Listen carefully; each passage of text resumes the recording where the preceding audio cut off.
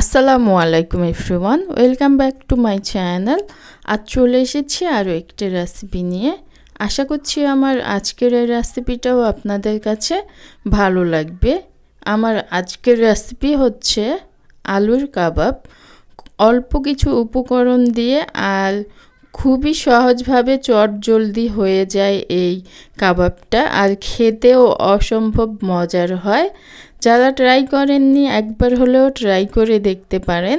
চলে যাচ্ছি এখন আমি মূল রেসিপিতে। কাবাবের জন্য আমি আলু সেদ্ধ করে নিয়েছি। বড় সাইজের 2টা আলু আমি সেদ্ধ করে এভাবে ম্যাশ করে নিয়েছি। এখানে নিয়েছি মুরগির বুকের মাংস 1 কাপ পরিমাণে।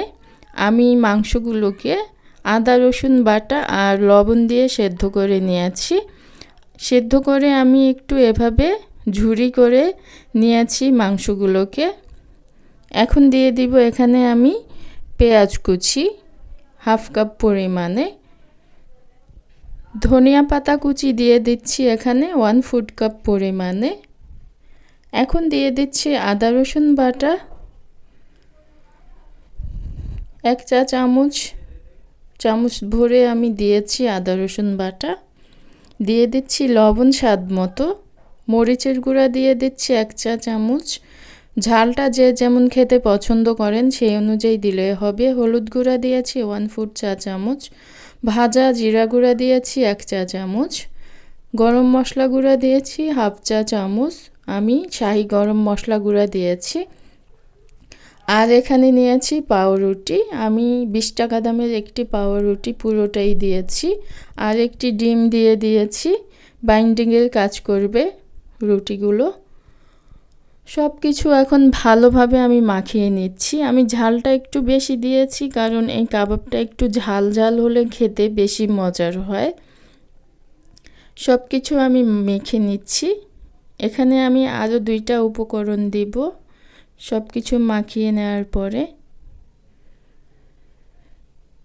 সব কিছু মেখে নিয়েছি। এখন দিয়ে দিচ্ছি এখানে পেঁয়াজের বেরেস্তা 1/2 কাপ পরিমাণে।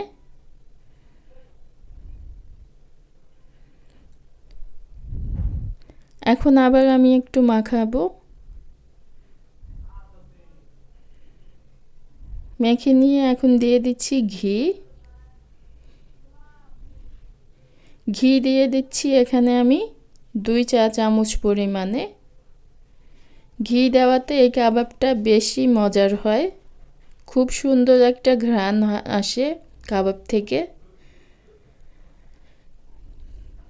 সব কিছু মেখে নিয়েছি। এখন আমি কাবাবগুলো বানিয়ে নেব। হাতটা ধুয়ে আসবো এখন। পরিমাণ মতো নিয়ে নিচ্ছি। নিয়ে আমি এভাবে কাবাবগুলো বানাবো।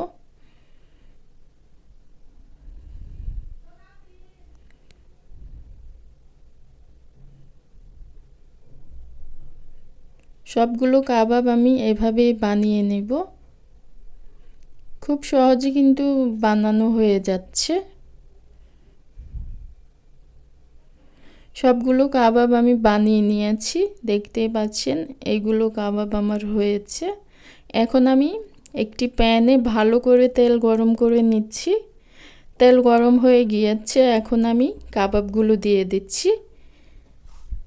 তেল কিন্তু ভালোভাবে গরম করে নিতে হবে, তা না হলে আলুগুলো খুলে খুলে আসবে, তেলের সাথে মিশে যাবে।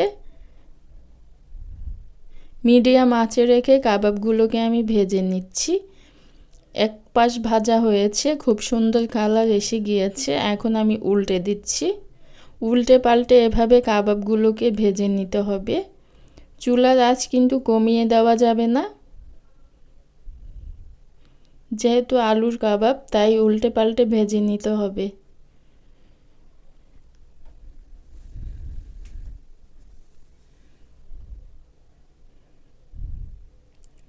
কাবাবগুলো ভাজা হয়ে এসেছে, খুব সুন্দর কিন্তু কালার এসে গিয়েছে, দেখতেই পাচ্ছেন। সবগুলো কাবাব তেল ঝরিয়ে আমি তুলে নিচ্ছি। আমার কাবাব কিন্তু একটাও খুলে যায়নি, দেখতেই পাচ্ছেন। খুব সুন্দরভাবে কিন্তু ভাজা হয়ে গিয়েছে। সবগুলো আমি তুলে নিচ্ছি। একইভাবে সবগুলো কাবাব আমি ভেজে নেব।